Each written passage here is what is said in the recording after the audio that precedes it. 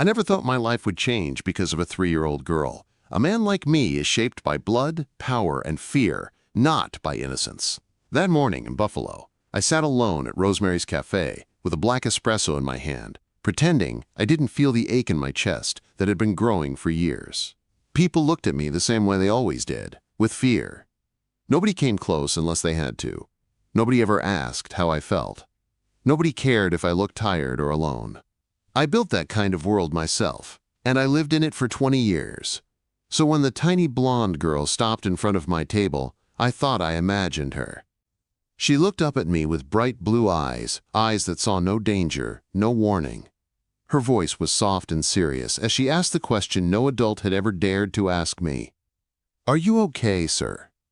My hand froze around the cup. My guards shifted at the door. The whole cafe went silent.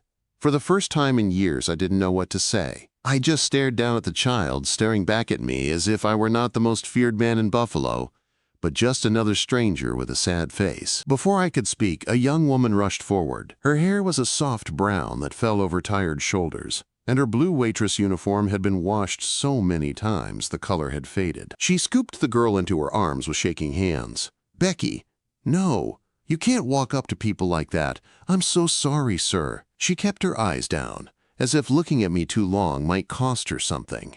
She backed away fast, holding her daughter close.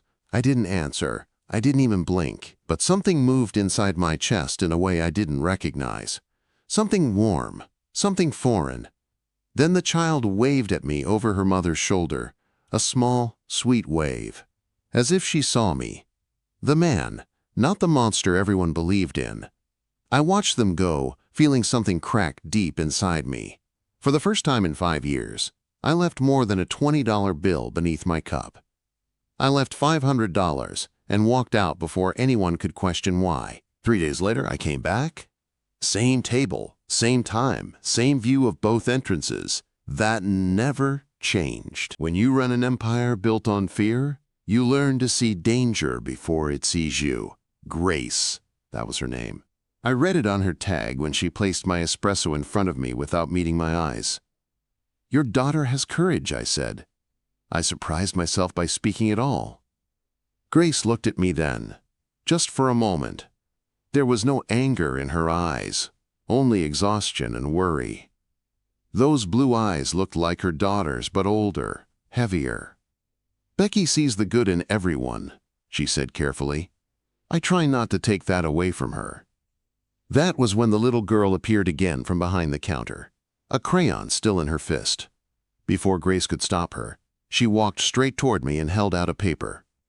"I made you a picture," she said proudly. "That's you." She pointed at a tall stick figure standing alone under a yellow sun. A group of smaller figures stood nearby. "You looked sad, so I gave you friends." Her simple words hit me harder than any bullet ever had. I didn't know how to respond. My throat felt tight, and my vision blurred for a second. No one had ever tried to give me anything that wasn't fear or money. Days passed, then weeks. I found myself returning to the cafe more often, staying longer than I needed to. Watching Grace carry trays across the room with quiet strength. Watching Becky scribble drawings with crayons that were almost worn down to stubs. Listening to the little girl talk about ducks, school, and her imaginary friend named Mr. Banana. I should have walked away. I should have ignored the feeling pushing into my chest. But I didn't. My second-in-command, Ray, finally confronted me. "You're distracted, boss. The Carmichael family is moving on our territory. This is not the time to play house in a cafe." He didn't understand. Maybe I didn't either. When you've spent decades running a criminal empire, the idea of something soft, something quiet, feels dangerous. But every time that little girl smiled at me, some part of me I thought was dead came back to life. One morning, I saw Grace walking toward the cafe, her shoulders hunched, dark circles beneath her eyes. She looked like she hadn't slept. When I stepped beside her, she stiffened. "Allow me to walk with you," I said. "My landlord is raising the rent again," she muttered. "I don't have time to talk. I could help with that." She stopped and looked at me with fire in her tired eyes. "I don't take money from men in your line of work." The words should have angered me. Instead, they cut deeper than bullets. Not all help comes with strings. I meant it. For the first time in my life, I meant it. Later that night, I paid 3 months of her rent behind her back. She didn't know. She didn't have to. But I wanted her to breathe easier. Just for a while. Just long enough for me to understand why her daughter's small voice still echoed in my mind. "Are you okay, sir?" That question would change everything. I should have expected Grace to confront me about the rent, but I didn't expect the look in her eyes when she placed the envelope on my table the next morning. She stood there in her faded uniform, her hands shaking just enough for me to notice, her breath unsteady from running across the cafe. "I can't accept charity," she said quietly. "It wasn't charity," I replied. I kept my voice low, steady. Grace pushed the envelope closer to me. "I scraped this money together myself. It's mine. Take it back." I didn't move. I didn't reach for it. Instead, I studied the lines of tiredness on her face, the weight she carried alone. I had seen fear, anger, desperation on the faces of many people, but never quiet pride like hers. Becky was hiding behind her mother's leg, peeking at me with wide eyes. When our eyes met, she stepped forward and placed another drawing on the table. "This is you and Mommy and me," she said proudly. "And Mr. Whiskers. He's the cat I want." Grace closed her eyes for a moment, torn between frustration and something softer, something she was trying hard not to let me see. "Why us?" she finally asked. "Of all the people in this city, why show interest in me and my daughter?" I thought about telling her the truth, that her daughter's innocent question had cracked a wall I didn't even realize I still had, that her stubborn strength reminded me of my mother working 2 jobs, fighting to protect a boy who grew up to disappoint her. That I saw something in Grace I had never seen in my world. But I wasn't ready to say that aloud, because you saw me as a man, not a reputation. Grace swallowed hard, but she didn't look away. The days that followed grew softer in a way I didn't understand. I found myself staying longer at the cafe. Becky always ran to me with a new picture, a new story, a new question.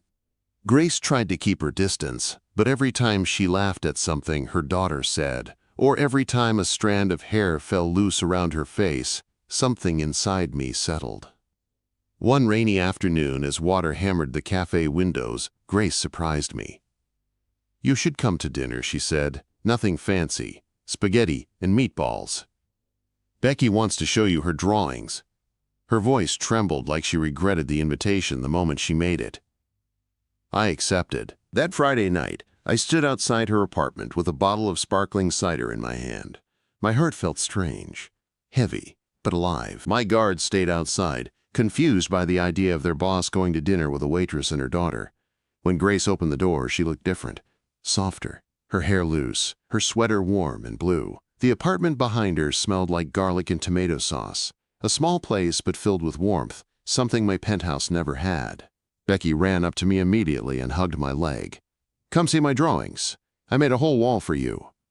Her small hand pulled me inside. Something in my chest tightened in a way I couldn't control. Grace watched me with an expression I hadn't seen before. "You're gentler with her than I expected," she said quietly as we cooked together. "I didn't know someone like you could be. Someone like me. A criminal. A man with blood on his hands. A man who ruled Buffalo through fear." She was right. I didn't know I could be, either. Over the next weeks, dinners at Grace's apartment became part of my routine, 3 nights a week, sometimes 4. We spent Sunday afternoons at the park. Becky fed ducks and told me stories. Eventually, Grace and I began to talk about things people like us usually kept buried. My mother worked 3 jobs, I told her one afternoon. She believed I'd become a lawyer. She died thinking I made it out the right way. Grace's hand moved to mine, soft but firm. "We all disappoint the people who believe in us," she said. October brought leaves falling across the park. I held Becky's hand as she chased ducks in a princess costume during the neighborhood Halloween festival. Parents whispered when they realized who I was, but no one stopped us. Becky proudly introduced me as her friend. The way she said it made something deep inside me loosen. "You're becoming part of her life," Grace said that night. I didn't expect that. I didn't expect it either. But Buffalo didn't forget who I was. By November, Ray came to me with tension in his voice. The Musone family noticed your absence. They think you're distracted. Vulnerable. He wasn't wrong. My guards reported strangers watching Grace's building, rivals sniffing around for weakness. And still, I kept choosing Grace and Becky. One snowy evening, I helped Becky with her alphabet at the kitchen table. Her small hands rested in mine, her voice sounding out letters. Grace watched us from the stove, her expression soft and unsure. "You're troubled tonight," she said quietly once Becky fell asleep. Maybe I was. Maybe I knew something was coming. I leaned back against the couch, and she sat beside me. The small lamp lit her face in a warm glow. For the first time, she wasn't afraid. She wasn't unsure. She kissed me. It was soft, slow, filled with hesitation and hope. It was the first time in years that I felt something clean, something I didn't have to earn through violence. But peace like that doesn't last in my world. And danger was already closer than I knew. The first sign of danger came on a quiet December morning. Grace was pouring coffee when she slipped into the booth across from me. Her eyes were wide, frightened. She leaned close, her voice low so Becky wouldn't hear. 3 men have been watching our building. Black, SUV, tinted windows. They followed me to the preschool yesterday. "What's happening, Jonathan?" She already knew the answer. She just didn't want it spoken aloud. "My world found us," I said. I didn't sugarcoat it. I didn't lie. Not to her. Not now. Grace's breath shook. She stared at me like she was seeing the man she tried so hard not to see. The man I had always been. "You killed someone," she whispered. "For us." Her voice wasn't angry. It wasn't accusatory. It was broken. And that hurt worse than any accusation ever could. "I have killed many people," I answered honestly. "But I have never had anything worth protecting before." She pulled back then, her walls rising again. The distance between us hurt more than I expected. She worked her shift in silence, only glancing at me when she had to. That night, she texted me only one sentence. "I need time." Those 3 words felt sharper than bullets. I tried to give her space, but I couldn't stay away. After 3 days, I returned to the cafe. Grace pulled me into the storage room the second she saw me. Her hands gripped my arms so tightly her nails pressed into my skin. "Why didn't you tell me this was happening?" "Because I didn't want you scared." "Too late," she said. But then Christmas Eve came, and she sent another message. This time, softer. "Becky wants you here tonight. Please come." I went. When Grace opened the door that evening, the apartment was warm, with soft lights and the smell of cinnamon. Becky ran to me, holding an ornament she made with her tiny hands. She hung it on the tree, smiling up at me with trust I didn't deserve. Later, when she fell asleep under the glow of the Christmas lights, Grace and I sat on the couch in silence. Snow drifted past the window. "I know who you are," she said finally. "I know what you've done. But I also know what you've risked for us." I looked at her and saw the fear, the hope, the confusion, everything she was trying to hold together. "Who I was doesn't matter as much as who I'm trying to become," I said. Grace reached for my hand, slowly, deliberately. "I'm choosing to trust the man my daughter sees." Those words stayed with me long after Christmas ended. But January came with a storm. Ray, my right hand for 12 years, started watching me with wary eyes. He sensed the change in me. He sensed weakness, or what he believed was weakness. "The council meeting can't be delayed again," he warned. "The families think you're slipping." I snapped back into the man I had been for decades. I sat at that meeting with cold authority, reminding every family why Buffalo stayed peaceful under my rule. I made decisions, settled threats, re-established control. No one dared question me again, except Grace. That night she stood in her kitchen with arms folded tightly across her chest as the news played behind her. A warehouse fire. Musone territory. 3 dead. "Jonathan," she whispered, her voice cracking, "tell me the truth. Did you do this?" I didn't lie. Keeping you safe means making choices I can't explain. Choices you don't need to see. She stepped back, as if my honesty burned her. "This is never going to stop, is it?" I didn't answer, because we both knew the truth. Grace drew in a sharp breath. "We need to talk about the future, about whether we even have one." Her eyes held mine with painful clarity. "You can't be half in your world and half in mine. You'll get us all killed." My chest tightened. I took her hands in mine. "I can protect you." "At what cost?" she whispered. "How many more fires? How many more bodies? How long before someone tries to hurt Becky to get to you?" The thought made my blood turn cold. "I will burn the city to the ground before I let anyone touch you." And that was the moment Grace's tears finally fell. "And that's exactly why this can't continue," she said. "I won't raise my daughter in that kind of fear, even if I love you." The word hung between us like a final blow. Love. I felt it hit me, cut through me. "1 month," I said. "Give me 1 month to end everything, to protect you, to walk away clean." Her eyes filled again. "And then what?"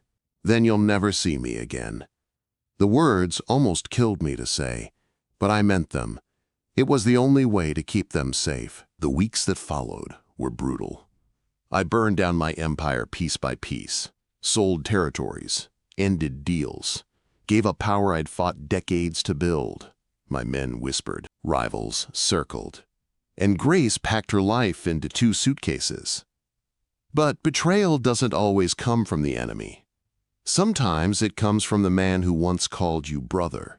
Ray confronted me one night, disbelief turning into hatred. "You're walking away. For her. For that kid. After everything we built?" I didn't confirm it. But I didn't deny it either. "Go home, Ray," I said quietly. "We'll talk in the morning." But morning never came. At 2:07 a.m., I got the call. "Your girl and the kid? They're gone. Taken. It was Ray. He sold you out." My heart stopped. I drove faster than I'd ever driven in my life. When I reached Grace's apartment, the door was broken, furniture overturned, Becky's pink backpack on the floor, and the stuffed rabbit I bought her at Christmas still hanging from its strap. Ray had taken them both, and he wanted me to come alone. That night, I stopped being Jonathan Hayes, the retired crime lord. I became the man who would walk through fire to save the only 2 people who ever made me believe I could be more. The night Ray took Grace and Becky, something inside me snapped clean in half. The man I had tried to become over the last year disappeared. All that remained was the cold, precise version of myself that Buffalo had feared for 2 decades, the version built for war. My men gathered at Warehouse 3 as ordered. The loyal ones. The ones who would die for me without hesitation. Snow fell hard, coating the ground like a shroud as we loaded weapons and vehicles. I didn't speak much. I didn't need to. Rage spoke for me. Ray wanted me alone. He wanted to punish me for walking away, for choosing love over power. He wanted to hurt me in the only way he knew would break me, by hurting them. My phone buzzed with an address. The old grain elevator by Michigan Avenue. A place where deals used to be made and bodies used to be dumped. A place from my past. A place Ray chose on purpose. I went alone. But the FB, I did not. I had made a deal that very night. If they helped me get Grace and Becky out alive, I would give them everything. Every secret. Every ledger. Every politician. Every corrupt judge, every rival family. I would end Buffalo's underworld in one move if it meant saving them. The grain elevator loomed tall against the stormy sky when I arrived. The wind howled through broken windows. The heavy metal doors creaked as I stepped inside. Ray stood in the center of the open floor, his gun drawn. 4 Moscow soldiers flanked him. Grace and Becky were tied near the rusted machinery, fear written across their faces. Becky whimpered softly, her small hands trembling. "Jonathan," Grace whispered when she saw me. Her voice cracked with relief and terror. I locked eyes with her, and for one moment, everything else disappeared. Then Ray's voice cut through the silence. "You could have had it all," he said. "You could have stayed on the throne, but you threw it away for a waitress. I kept walking forward, slow and steady. "Let them go, Ray. This is between you and me." "Their leverage," he snapped. "After you transfer everything, we'll finish this." He gestured at Grace with the barrel of his gun. My blood turned to ice. "Don't," I growled. Ray smirked. "She made you weak." "No," I said. "She made me human." The flashbang crashed through the window before Ray could respond. White light exploded across the room. The FBI stormed the building from every direction. Chaos erupted. Gunfire cracked. Metal screamed. I dove toward Grace and Becky, dragging them behind a concrete pillar as bullets tore through the air. "Stay down," I ordered, shielding them with my body. An FBI agent shouted, "Jonathan Hayes, put down your weapon. You're under arrest." I didn't argue. "Not until they were safe. Get them out first," I yelled. That was our deal. Grace clung to Becky as two agents guided them toward the exit. Becky cried for me, reaching back with small, shaking hands. "Don't leave him," she sobbed. Hearing her broke something inside me. A single shot rang out. Ray stepped from the shadows, firing directly at me. The bullet missed by inches. He was aiming for my heart. "If I'm going down, you're coming with me," he shouted. I pushed Grace toward the agents. "Take care of our girl," I whispered. Then I turned and ran toward the darkness where Ray waited. The final confrontation was quiet. No shouting now. No anger. Just two men surrounded by the wreckage of the world they built. "You should have stayed with me," Ray said, his voice raw. "We were brothers." "We were," I agreed. "But I found something better." Ray lifted his gun. I didn't. I lowered mine. "And that's why I win, even if I lose everything tonight."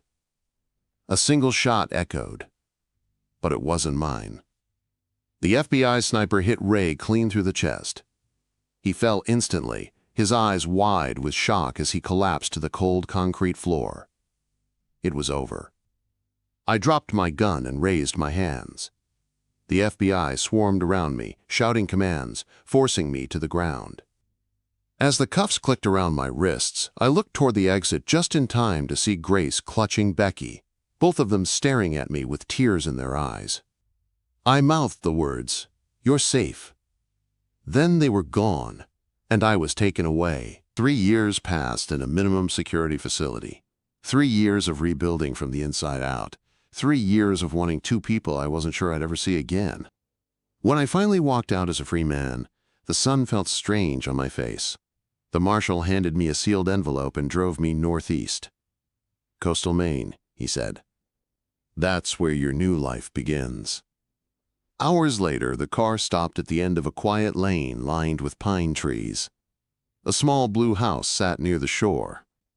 White smoke curled from the chimney. My heart hammered so hard, I could barely breathe. When I stepped out of the car, the front door opened slowly, and Grace walked out. She looked older, stronger, softer, and somehow more beautiful than the last memory I had of her. "Are you really here to stay this time?" she asked. "If you'll have me," I said. "I have nothing left to give except myself." A small face peeked out from behind her legs. Becky, now 6 years old. Her blonde hair longer, but her eyes still bright and curious. "Mom, is that him? The man from your stories?" She stepped closer, studying me the same way she did in the cafe years ago. "You look sad again," she said. "Are you okay, sir?" My voice broke as I knelt. "I'm better now, much better now." Becky ignored my outstretched hand and hugged me tight. I closed my eyes, letting that small miracle settle into my bones. Grace walked toward us with tears falling freely. "I never stopped believing you'd find your way back," she whispered. I stood and pulled her into my arms. The kiss we shared was slow and grateful, the kind that feels like coming home after a lifetime in the dark. "We saved a place for you," she whispered. In case miracles really do happen. Behind us, the ocean waves crashed gently, as if agreeing, and for the first time in my life, I felt free.